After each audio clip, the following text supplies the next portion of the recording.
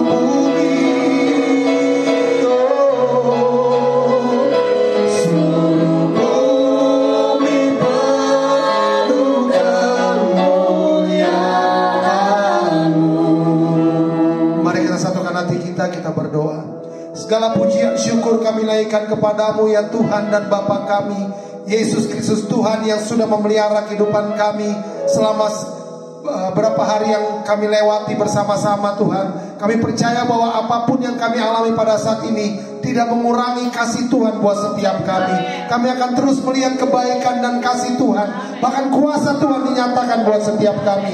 Khususnya pada ibadah Raya Online pada saat ini Bapa, kami percaya bahwa kuasa Tuhan akan dicurahkan dimanapun kami berada, kapanpun Tuhan, kami mengikuti ibadah ini bersama-sama. Dan biarlah ibadah ini kami buka hanya di dalam nama Bapa, di dalam nama Tuhan Yesus Kristus, di dalam nama Roh Kudus. Semua yang siap beribadah bersama saya katakan amin. Mari sama-sama kita menyembah Tuhan. Kami kagum hormat akan Engkau ya Tuhan. Kau sungguh indah tiada taranya. Sangat indah, sungguh indah Engkau Tuhan. Hanya Engkau Yesus.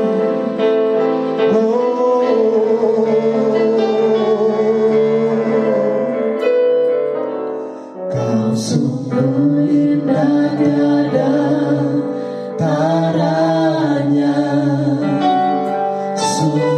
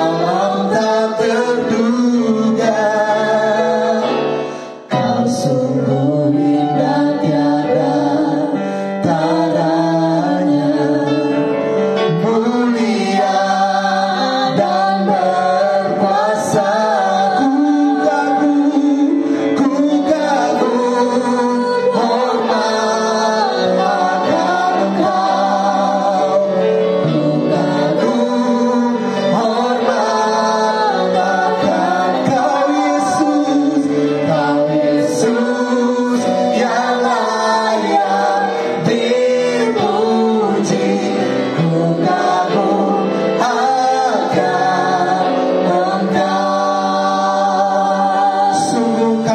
kagum hormat akan Engkau.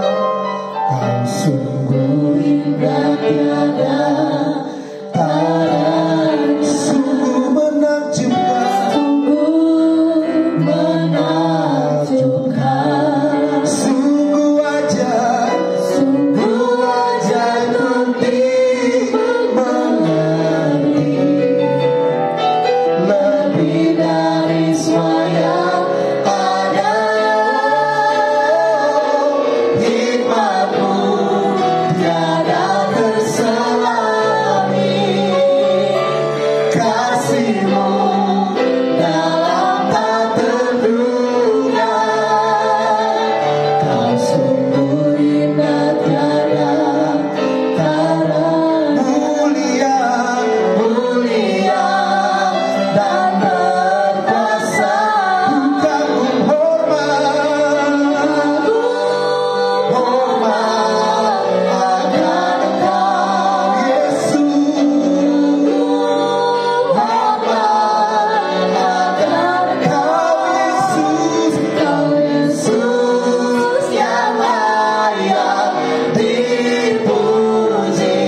Ku kagum akan, ku kagum hormat, ku kagum hormat akan Engkau ya Tuhan, hormat akan Engkau Yesus, Kau Yesus yang layak dipuji. Ku kagum akan Engkau. Katakan sama-sama, ku kagum hormat akan Engkau. Benar Tuhan, ku kagum hormat akan Engkau, Kau Yesus yang layak dipuji. Ku kagum akan Engkau. Katakan terus, ku kagum hormat akan Engkau. Hormat akan Kau Yesus, Kau Yesus yang layak dipuji.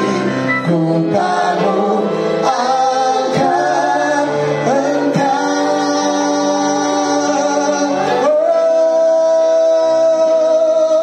Kami kagum hormat kepadamu Yesus Tuhan. Haleluya. Kau yang layak terima segalanya Tuhan. Kau mati dan bangkit bagi kami. Kau terima segalanya. Kau tebus dosa kami Tuhan. Terima kasih Bapa. Terima kasih Yesus. Terima kasih Roh Kudus. Haleluya. Ini kami Tuhan menyembah-Mu dalam roh dan kebenaran. Sebab Kaulah kebenaran kami, Kaulah jalan kami Tuhan, Kaulah kehidupan untuk selamanya. Haleluya. Glory bagi-Mu Tuhan. Kau yang layak, Kau yang layak Tuhan. Haleluya. Hosana, Hosana bagi-Mu Yesus. Haleluya.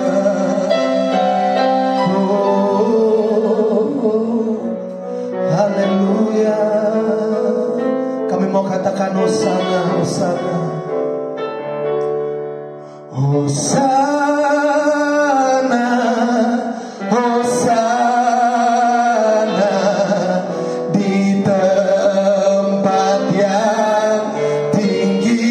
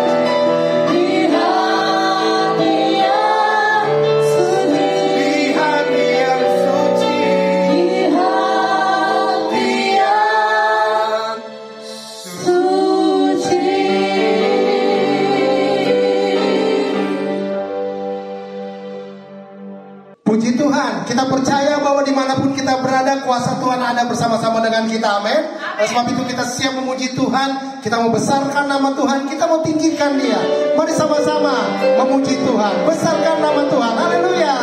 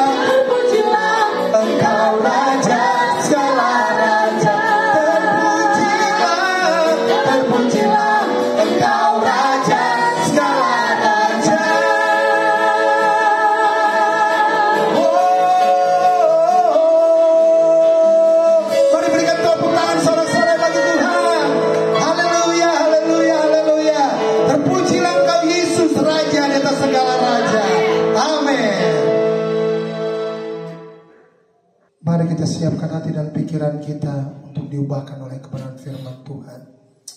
Firman Tuhan akan memberikan kekuatan yang baru buat setiap kita. Firman Tuhan adalah jalan keluar buat setiap permasalahan kita. Karena firman Tuhan adalah pribadi Yesus sendiri. Haleluya.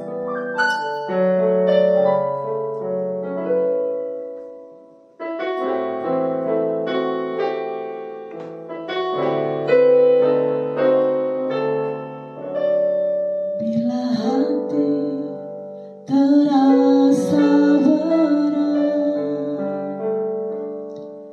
tak seorang pun mengerti bebanku. Ku tanya Yesus, apa yang harus ku buat? Dia berfirman, mari datanglah. Dia selalu pedulikan aku. Ku datang Yesus, kau pikul segala bebanku. Oh, sujud di altarnya,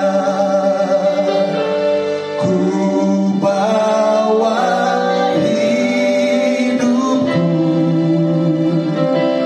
ku terima anugerahnya, diampuniku dan bebaskanku. Dia ubah hidupku, barui hatiku, sesuatu terjadi saat datang di altarnya. Mari sama-sama nyanyikan pujian ini, katakan bila hati terasa berat, bila hati terasa berat, tak seorang pun mengerti bebanku. Ku tanya Yesus, apa yang harus ku buat? Dia berfirman, mari datanglah. Dia selalu peduli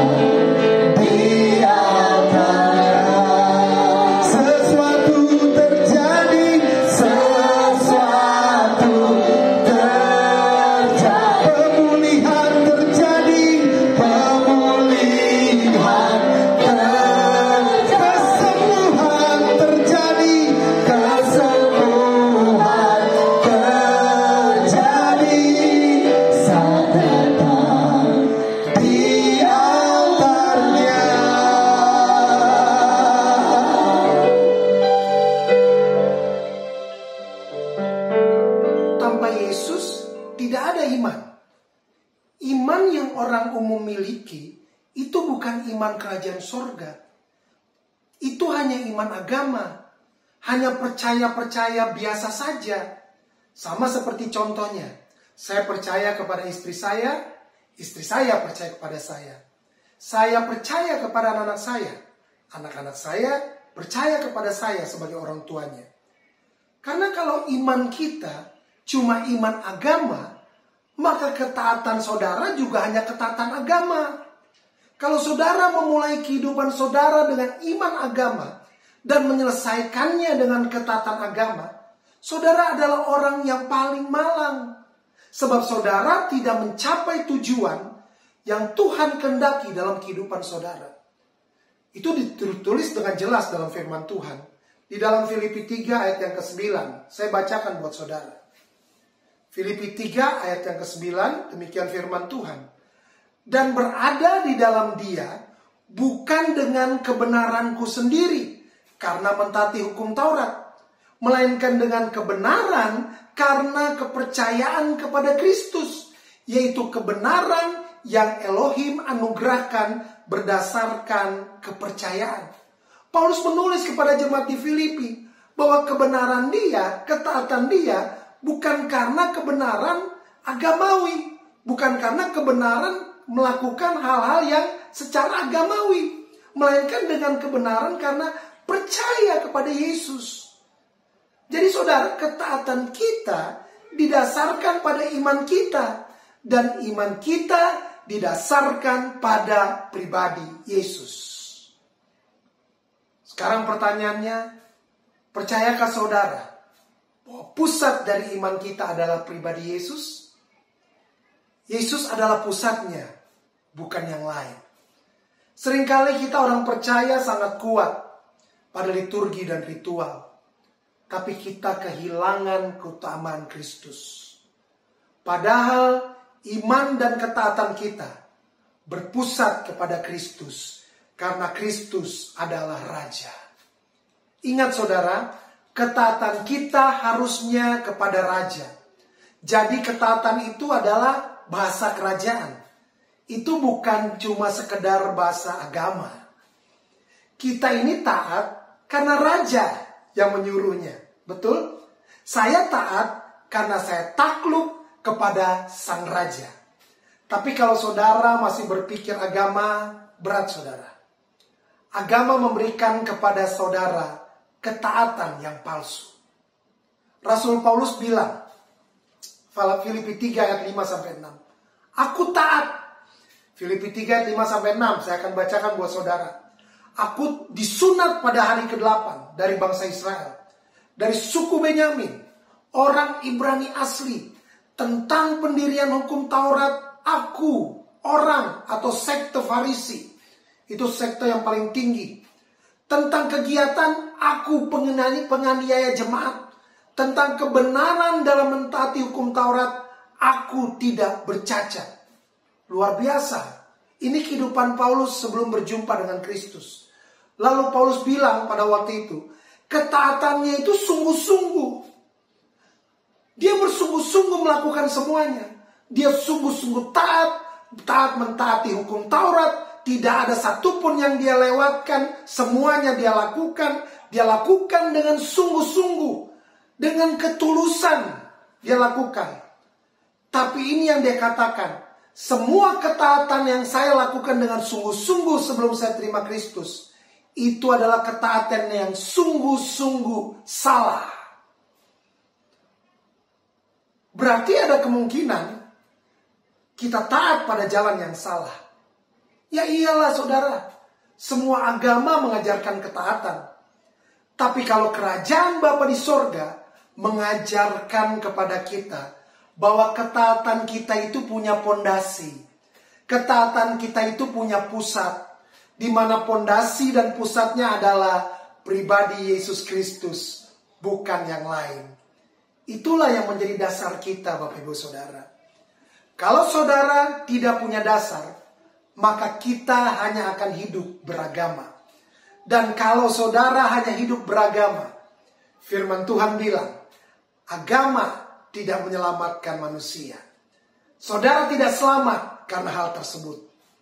ketaatan yang dibuat berdasarkan agama, maka menurut Kolose 2 ayat 18 adalah ketaatan yang hanya untuk dipuji orang. Hanyalah ketaatan untuk kesombongan. Mau dipuji ketaatannya, mau dipuji orang, dibilang hebat sama orang. Ketaatan hanya untuk show kepada orang lain. Tapi malam hari ini firman Tuhan mengajarkan, Yesus mengajarkan kepada kita taat kepada Bapa di sorga, karena kita takluk pada pemerintahannya di dalam kehidupan kita. Amin Bapak Ibu Saudara. Itu intronya. Sekarang saya akan masuk dalam khotbah. Apa arti ketaatan dalam firman Tuhan? Dalam firman Tuhan, kita sama-sama tahu dibagi dua, ada perjanjian lama dan perjanjian baru. Di dalam perjanjian lama, kata ketaatan diartikan dalam beberapa kata. Contoh, kata dengar, itu artinya taat. Mendengar suara Tuhan, itu artinya taat. Maka waktu kita kecil, ada kata begini, dengar-dengaran. Mungkin orang tua kita bilang, hey, dengar-dengaran ya. Sehingga kita seringkali berpikir bahwa ketaatan itu cuma sekedar mendengar. Tapi firman Tuhan dalam perjanjian lama juga menuliskan bahwa kata taat selain diartikan mendengar, ketaatan juga punya pengertian percaya penuh, berserah penuh. Ketaatan juga punya pengertian tindakan yang sesuai atau bertindak sesuai. Itu kata-kata yang dipakai di dalam perjanjian lama. Makanya Bapa yang di sorga bilang, kalau kamu mendengarkan suaraku. Kalau saudara baca di perjanjian lama, kalimat itu sering muncul. Semua perintah Tuhan kepada Musa begitu. Kalau kamu mendengarkan suaraku, maka akan baik-baik keadaanmu. Sebab kata taat di dalam perjanjian lama punya pengertian dengar dan lakukan. Tapi kalau di dalam perjanjian baru, sudah agak berbeda kata taatnya. Kata taat di perjanjian baru artinya sudah menjurus kepada penundukan diri kepada suatu pemerintahan. Itu di perjanjian baru. Ketaatan lebih kepada pemerintahan mutlak yang turun atas kita, sehingga kita tidak punya pilihan lain kecuali melakukannya. Itu kata taat di dalam perjanjian baru. Di mana kata yang paling banyak dipakai di perjanjian baru itu adalah kata hupotasso. Hupotasso itu di dalam kata Yunani itu punya pengertian orang tunduk dan melakukan apa yang diminta oleh atasan. Jadi sekali lagi hupotasso. Hupotasso di dalam firman Tuhan katanya hupotasso, bukan hupotassomai. Itu dua hal yang berbeda. Kalau hupotassomai adalah ketaatan seperti tentara, taat untuk mati, taat sampai mati. Jadi saya kasih contoh, ketaatan hupotassomai itu artinya begini. Kalau komandan saudara suruh lompat dari lantai 20, ya harus lakukan. Orang itu harus lakukan, prajurit harus lakukan. Tapi kata hupotassomai tidak ada di dalam firman Tuhan, nggak ada. Yang ada adalah kata hupotasso. Hupotasso artinya begini, kita taat melakukan sesuatu karena kita mengenal, karena kita punya hubungan dengan yang memerintahkan kita. Amin Bapak Ibu Saudara. Itu kata taat di dalam perjanjian baru. Kita taat karena cinta. Karena Tuhan Yesus sudah lebih dahulu mencintai kita. Makanya kita taat kepada Tuhan.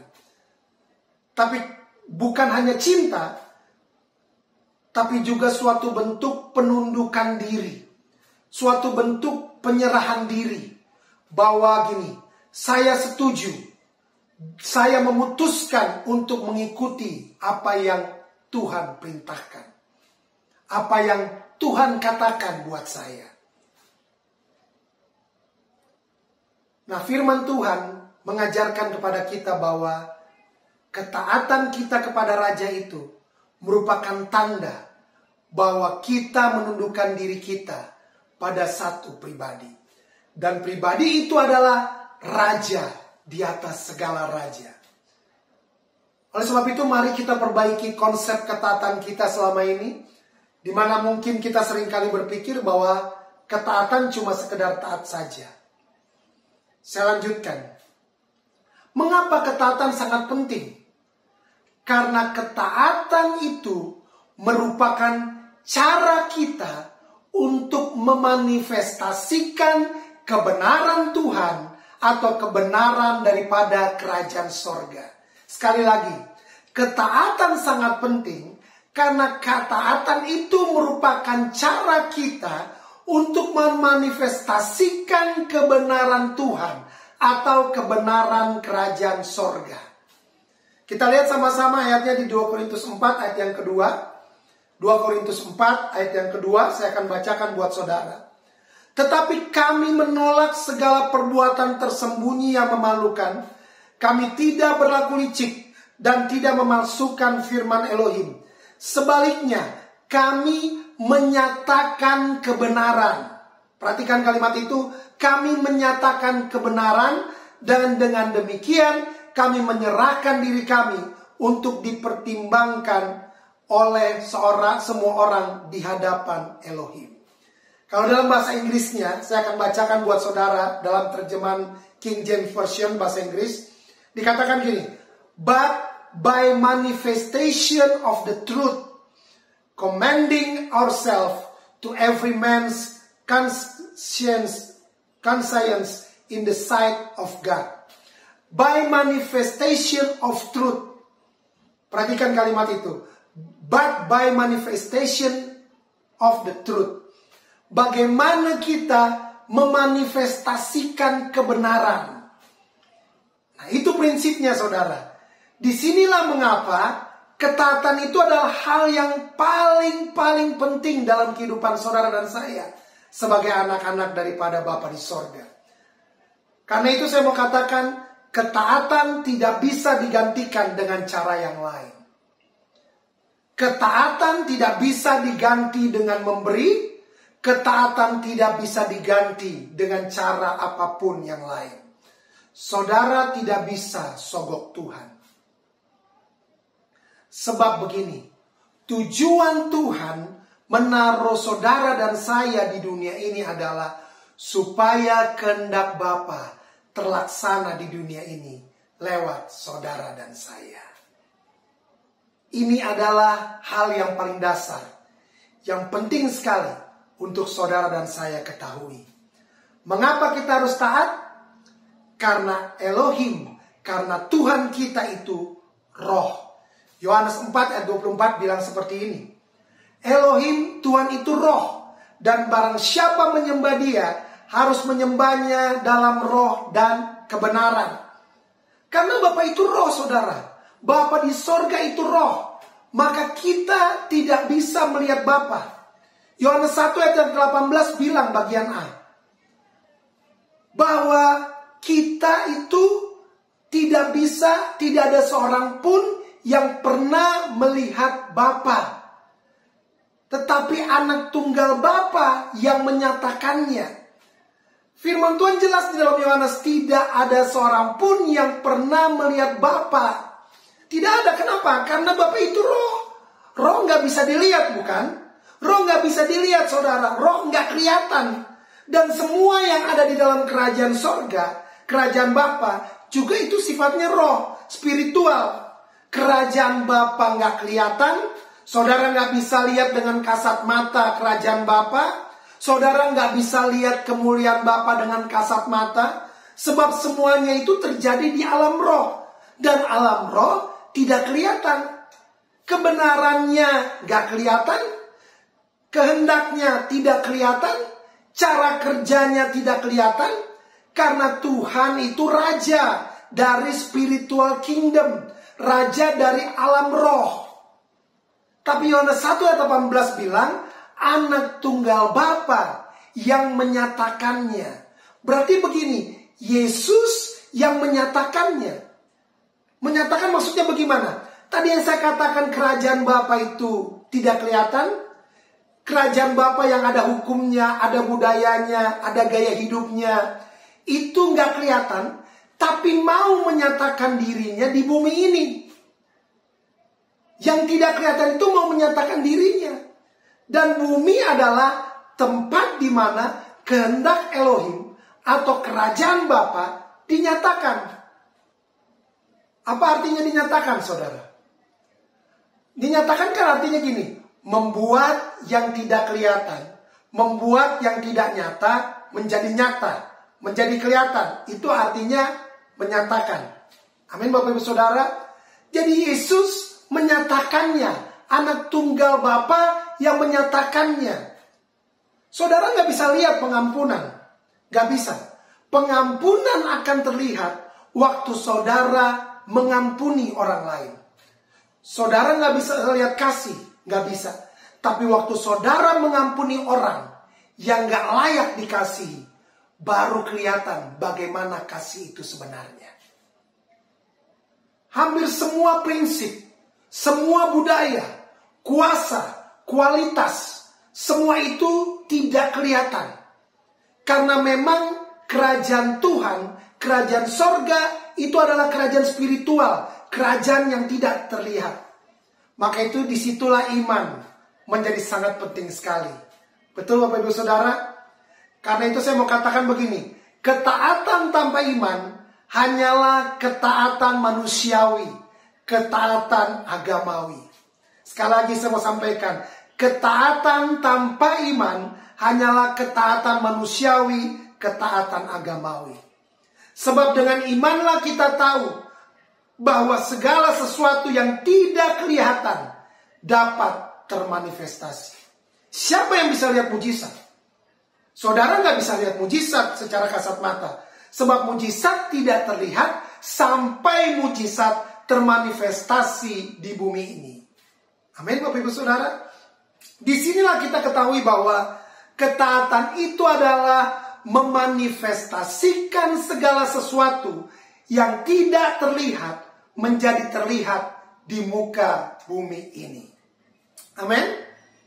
Jadi kalau ayat yang sering kita dengar dikatakan doa Bapa kami yang sering kita doakan di dalam Matius 6 ayat 10, kalimatnya bilang begini, datanglah kerajaanmu, jadilah kehendakmu di bumi seperti di sorga.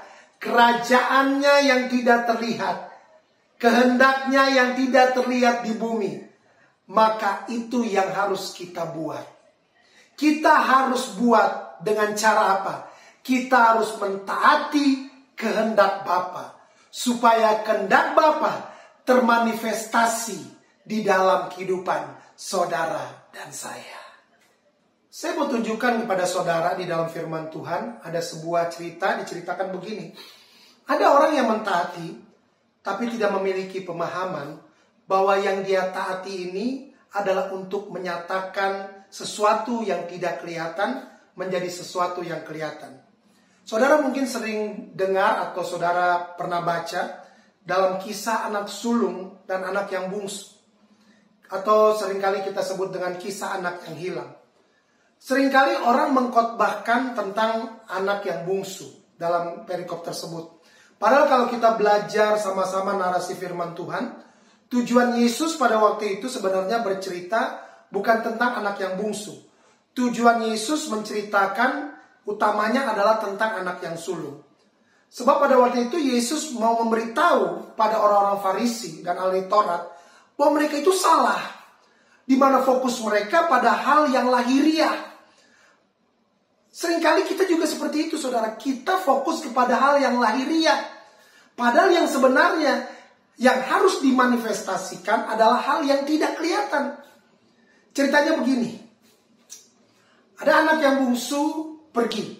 Saya akan ceritakan. Ada anak yang bungsu pergi, kemudian dia pulang. Si bungsu itu sudah habiskan harta, saudara. Dia habiskan harta bapaknya, dia pulang dan diterima oleh bapaknya kembali. Bapaknya peluk dia, kasih dia cincin, jubah, dipakaikan sepatu. Dan setelah itu bapaknya buat pesta yang besar. Bapaknya potong anak lembu. Mereka menari-nari, mereka berpesta dengan sukacita di rumah mereka. Tiba-tiba anak yang sulung pulang dari kerja. Anak yang sulung pulang dari ladang. Waktu dia sampai di rumah, dia dengar dan dia tanya sama hamba-hambanya, "What party is this, man?" Ada party apa ini? Dia tanya sama hamba-hambanya, si anak yang sulung. Hamba-hambanya bilang, "Begini tuanku, adikmu ini baru pulang. Bapakmu seneng banget ketemu sama adikmu. Saking senangnya, bapakmu buat pesta untuk adikmu." Maka firman Tuhan menulis, kalau saudara baca, maka si sulung ini marah. Si sulung marah dan kemudian dia beri argumentasi bahwa dia berhak marah. Ini sama menggambarkan begini saudara. Kalau orang taat bukan karena hubungan dengan Yesus, suka marah-marah kalau keinginannya tidak ditaati. Itu yang terjadi dengan si sulung. Dia marah dan dia berkata, "Pak, anak yang main pelacur itu, anak yang menghabiskan hartamu, dia pulang dan bapak potongkan dia lembu." Kemudian si sulung berargumentasi, "Saya, Pak, saya ini sudah setia kepada bapak. Saya tidak pernah melanggar perintah bapak." Dua hal ini yang sulung katakan kepada bapaknya. Yang pertama dia setia, yang kedua dia taat, gak pernah melanggar perintah bapak. Tapi saudara perhatikan bahwa ada sesuatu yang tidak terlihat di baliknya dari sebenarnya apa yang menjadi dasar yang salah. Dia katakan begini, "Bapak kasih makan adik saya yang baru pulang, bapak potongkan lembu, tapi saya yang sudah bertahun-tahun setia, yang selalu taat, gak pernah dipotongkan anak kambing." Ternyata yang maunya anak ini cuma anak kambing. Kemudian bapaknya jawab anak ini. Ini menyedihkan saudara. Bapaknya jawab begini, "Anakku, anakku, ya ampun, kamu memperhambakan dirimu kepadaku untuk upah. Padahal semua milikmu ini adalah milikmu juga. Semua yang apa aku punya, itu kamu punya juga." Bapaknya bilang begitu saudara. Nah, apa yang bisa kita pelajari dari cerita anak sulung ini? Ketaatan orang percaya, seringkali ketaatan yang anak-anak Bapa di sorga lakukan, bukan untuk memanifestasikan kebenaran kerajaan sorga. Ketaatan mereka seringkali hanya untuk mengambil sesuatu buat diri mereka. Sama seperti yang sulung, dia taat, dia setia, dia lakukan semua perintah Bapa. Cuma satu tujuannya, tadi dia katakan, supaya dapat anak kambing. Dia lakukan sesuatu untuk buat dirinya sendiri, supaya dia dapat mendapatkan sesuatu buat dirinya. Saya mau katakan begini saudara, kalau ketaatan saudara hanya untuk mengambil buat diri saudara, bahkan saya mau katakan gini, kalau saudara, ketaatan saudara hanya untuk supaya saudara bisa masuk surga, saya katakan hari ini, bertobat. Mungkin agak keras saudara, tapi bertobat buat saya adalah, mari kita merubah cara berpikir. Kalau saudara taat hanya untuk mendapatkan sesuatu, kalau ini selama ini saudara taat kepada Tuhan, saudara mencoba untuk taat supaya saudara mendapatkan sesuatu, saudara kejar ketaatan untuk diri saudara sendiri, maka saudara tinggal sebagai orang yang agamawi.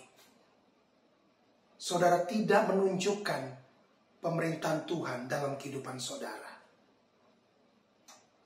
Saudara tidak punya kerinduan untuk menjadikan Yesus Kristus menjadi Raja. Kenapa? Karena kita taat bukan untuk memanifestasikan kehendak-Nya.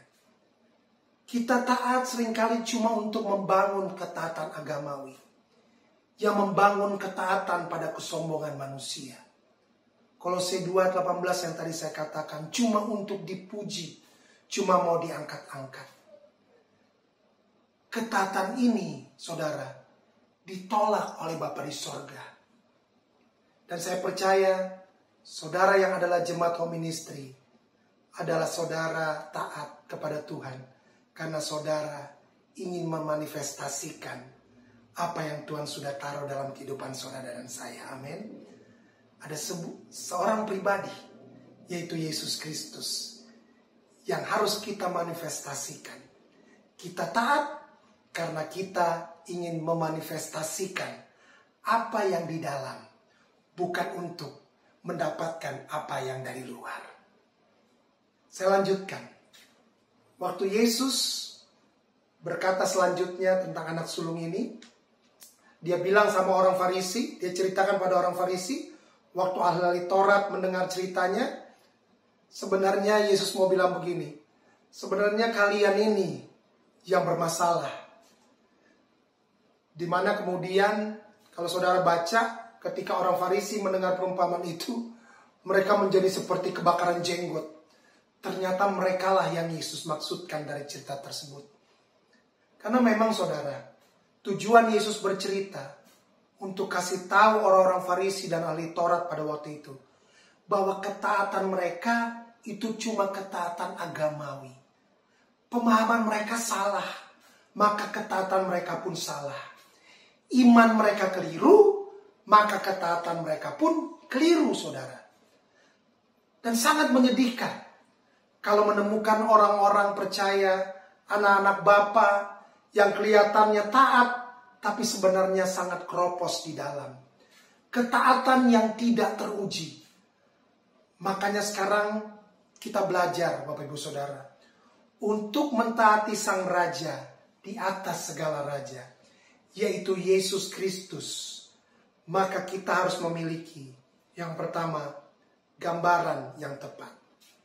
Kita harus memiliki gambaran, contoh yang tepat, yang mengubah paradigma kita, yang mengubah cara berpikir kita di dalam hal ketaatan. Dan teladan kita, gambaran kita itu adalah pribadi Yesus Kristus. Saya mau katakan begini, Yesus Kristus itu taat pada waktu tidak kelihatan. Ada banyak, mungkin kita pernah dengar, kemana Yesus Kristus pada waktu Yesus Kristus umur 12 tahun sampai umur 33,5 tahun. Kemana Yesus Kristus? Kemana dia? Tidak muncul sekitar 18 tahun. Sampai Yesus memulai pelayanannya umur 30 tahun. Dia memulai lagi pelayanannya umur 30 tahun, jadi 18 tahun. Selama dari umur 12 sampai umur 30 tahun, tidak diceritakan dalam Alkitab kemana Yesus. Di mana Yesus tidak diceritakan. Kita nggak tahu banyak, ada banyak yang menafsirkan. Tapi yang saya tahu bahwa Yesus belajar taat. Selama 18 tahun, Yesus belajar taat walaupun tidak ada yang melihat.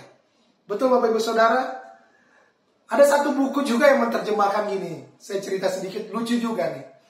Dia menulis sebuah buku pada waktu itu, Silent Years of Jesus. Artinya Yesus di masa-masa nggak ada yang tahu. Dalam buku itu dia menulis bahwa begini, Yesus itu pergi belajar waktu umur 12 tahun sampai umur 30 tahun. Selama 18 tahun itu Yesus pergi belajar pada pendeta-pendeta Buddha. Dia pergi ke Tibet. Ya kan? Ada yang bilang begitu. Kalau menurut saya, kalau benar Yesus pergi ke Tibet, maka pulang dari Tibet, Yesus pasti jadi apa saudara? Jago kungfu. Ya kan? Karena saudara tahu bahwa di Tibet itu pusatnya Shaolin, saudara. Pusatnya Shaolin. Jadi kalau Yesus ke Tibet pada waktu itu, Yesus belajar kungfu, saudara. Maka ada ayatnya. Kalau Yesus belajar kungfu dan benar bahwa waktu itu Yesus ke Tibet, ada ayat yang nulis begini. Tampar pipi kiri, kasih pipi kanan. Maka ayatnya tidak akan tertulis begitu. Ayatnya akan berubah. Tampar pipi kiri, tendang pakai kaki kanan. Itu kalau Yesus pergi belajar ke Tibet. Tapi bukan kan saudara, kita nggak percaya hal itu. Karena yang Yesus ajarkan bukan yang berasal dari Tibet saudara. Tapi yang Yesus ajarkan adalah dia mendengar apa yang Bapaknya ajarkan. Yesus tahu akan kehendak Bapaknya. Kenapa? Karena Yesus kenal pribadi Bapaknya. Yesus belajar taat. Ini poinnya. Yesus belajar taat walaupun orang tidak melihat. Itu ketaatan yang sejati, saudara. Nggak ada yang tahu Yesus buat apa. Nggak ada yang lihat Yesus buat apa. Tapi sementara tidak ada seorang pun yang melihat, Yesus belajar untuk menjadi taat. Karena itu saudara, ketaatan ritual kita harus berubah. Bukan cuma ketaatan agamawi. Pergi ke ibadah, nyanyi, dengar firman, kasih persembahan, dapat berkat, pulang. Bukan hanya itu saudara. Tapi yang terutama adalah supaya pemerintahan Bapa, pemerintahan Yesus di dalam kehidupan kita bisa nyata, bisa kita manifestasikan dari dalam kehidupan kita. Sekali lagi, ini prinsip yang sangat mendasar. Supaya kekristenan kita punya tujuan, bukan cuma agamawi. Kita ada di bumi ini, saudara dan saya ada di bumi ini, untuk menyatakan kehendak Bapa di bumi. Supaya Bapa yang gak kelihatan, sifat-sifatnya dinyatakan. Kebaikannya yang tidak kelihatan menjadi kelihatan. Kekudusannya dirayakan. Kemuliaan Bapa dipuji dan disembah. Dan kerajaannya dapat dinyatakan di bumi ini. Kesimpulannya adalah, waktu saudara taat, waktu saudara dan saya taat melakukan kehendak Bapa. Karena kita taat, karena kita punya hubungan. Kita taat karena Bapa Yesus mengasihi kita orang berdosa.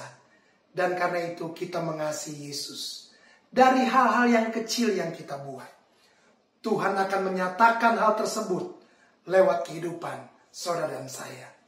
Lewat ketaatan kita, maka hal-hal yang tersembunyi, yang tidak kelihatan, akan terlihat. Karena sebenarnya orang di dunia ini mau tahu seperti apa kerajaan sorga itu. Kerajaan sorga dinyatakan ketika anak-anak Bapa, yaitu saudara dan saya, orang-orang yang percaya, menyatakan kebenaran Tuhan, menyatakan kuasa Tuhan, menyatakan budaya kerajaan sorga, memanifestasikan gaya hidup kerajaan sorga. Karena sekali lagi, ini tugas saudara dan saya, untuk memanifestasikan apa yang tidak kelihatan menjadi terlihat. Amin. Tuhan Yesus memberkati saudara dan saya sampai selama-lamanya. Sobat Home Ministry dimanapun Anda berada, saat ini kita akan masuk dalam sakramen perjamuan kudus. Dan saya persilakan saudara yang ada di rumah untuk bangkit berdiri. Bagi saudara-saudara yang saat ini sudah menyiapkan sarana perjamuan kudus, mohon dipegang. Dan kita akan doakan sama-sama. Di dalam nama Tuhan Yesus, saat ini kami mengangkat roti dan anggur ini. Kami kuduskan, kami sucikan di dalam nama Tuhan Yesus, menjadi layak digunakan untuk perjamuan kudus ini. Dalam nama Tuhan Yesus, haleluya, amin. Saudara, dengarkanlah ketetapan perjamuan kudus. Yesus berfirman, "Akulah roti hidup yang telah turun dari sorga. Jikalau seorang makan dari roti ini, ia akan hidup selama-lamanya. Dan roti yang kuberikan itu ialah dagingku, ia akan kuberikan untuk hidup dunia."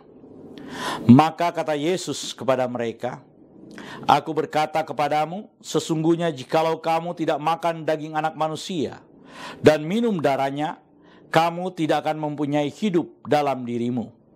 Barang siapa makan dagingku dan minum darahku, ia mempunyai hidup yang kekal, dan aku akan membangkitkan dia pada akhir zaman. Sebab dagingku adalah benar-benar makanan, dan darahku adalah benar-benar minuman. Barang siapa makan dagingku dan minum darahku, ia tinggal di dalam aku dan aku di dalam dia. Sama seperti Bapa yang hidup mengutus aku dan aku hidup oleh Bapa, demikian juga barang siapa yang makan aku akan hidup oleh aku. Inilah roti yang telah turun dari sorga, bukan roti yang dimakan nenek moyangmu dan mereka telah mati. Barang siapa makan roti ini, ia akan hidup selama-lamanya. Dan ketika mereka sedang makan, Yesus mengambil roti, mengucap syukur, memecah-mecahkannya, lalu memberikan kepada murid-muridnya dan berkata, "Ambillah, makanlah, inilah tubuhku." Sesudah itu Tuhan Yesus mengambil cawan, mengucap syukur, lalu memberikannya kepada mereka sambil berkata, "Minumlah kamu semua dari cawan ini, sebab inilah darahku, darah perjanjian yang ditumpahkan bagi banyak orang untuk pengampunan dosa." Kalau saudara percaya bahwa roti dan anggur ini adalah penyatuan dengan tubuh Tuhan Yesus Kristus, mari kita angkat lebih tinggi dari kepala kita, dan mari kita sama-sama mengaku, dalam nama Tuhan Yesus, saya percaya inilah tubuh dan darah Tuhan Yesus. Kalau saya makan tubuh Tuhan Yesus Kristus dan minum darah Tuhan Yesus, maka saya percaya semua dosa-dosa saya telah diampuni oleh Tuhan. Saya percaya kalau saya makan tubuh Tuhan Yesus dan minum darah Tuhan Yesus, maka semua kutuk telah dipatahkan. Saya percaya kalau saya makan tubuh dan minum darah Tuhan Yesus, maka semua sakit penyakit saya telah disembuhkan. Saya percaya kalau saya makan tubuh Tuhan Yesus dan minum darah Tuhan Yesus, maka saya mendapat bagian dalam tubuh Kristus, dan saya akan diberi tubuh kemuliaan, dan Tuhan akan mengangkat saya ketika Tuhan Yesus datang di awan-awan yang permai untuk menyatu dan bertemu dengan Dia. Saya percaya inilah tubuh dan darah Tuhan Yesus Kristus. Kita angkat lebih dulu tubuh Tuhan Yesus Kristus dan kita berkata, inilah tubuh Tuhan Yesus Kristus dalam nama Tuhan Yesus. Kita minum darah Tuhan Yesus Kristus dan kita berkata dalam nama Tuhan Yesus Kristus.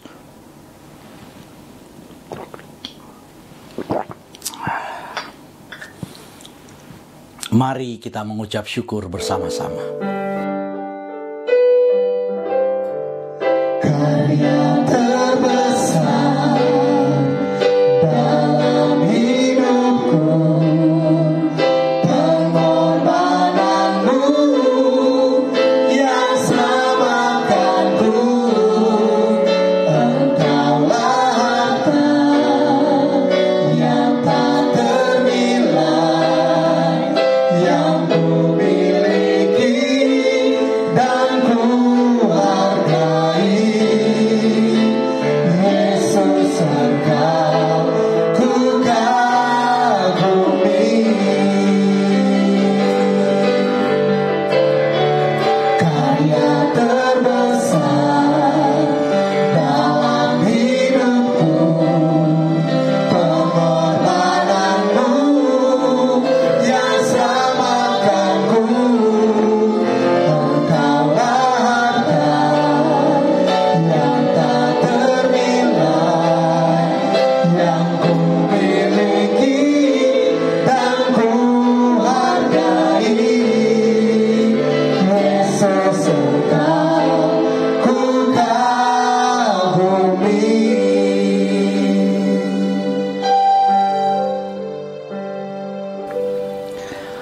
Jemaat Tuhan, kita sudah ada di penghujung ibadah kita hari ini. Sebelum kita masuk dalam doa berkat, kami ingin memberitahukan bahwa Home Ministry terus melayani jemaat Tuhan. Dan saat ini kami sudah mengadakan ibadah minggu yang diadakan setiap minggu pertama, minggu ketiga, dan minggu kelima. Dan Sobat Home Ministry, atas nama Gembala Sidang Home Ministry, yaitu Pastor Doni Toisuta, kami mengucapkan terima kasih atas semua partisipasi saudara-saudara, atas semua kehadiran saudara dalam mengikuti ibadah pada hari ini. Kita akan mengakhiri ibadah kita. Mari angkat kedua belah tanganmu. Arahkan hati dan pikiranmu, dan aminkan semua berkat yang diucapkan buatmu. Di dalam nama Tuhan Yesus, diberkatilah hidupmu, diberkatilah keluarga, suami, istri, anak-anak, dan cucu-cucumu. Diberkatilah rumah tempat tinggalmu, diberkatilah sumber-sumber mata pencarian, pekerjaan, dan karirmu. Diberkatilah tubuh jasmani dan kesehatanmu. Dan diberkatilah pertumbuhan rohanimu. Biarlah semua berkat dari Bapa Sorgawi, Bapa Yahweh namanya, cinta kasih dari Tuhan kita Yeshua HaMashiach, dan persekutuan dengan Roh-Nya yang kudus, menyertai kita semua mulai dari sekarang sampai selama-lamanya. Kita yang percaya diberkati oleh Tuhan dan menerima berkat Tuhan ini. Mari sama-sama kita berkata, amin.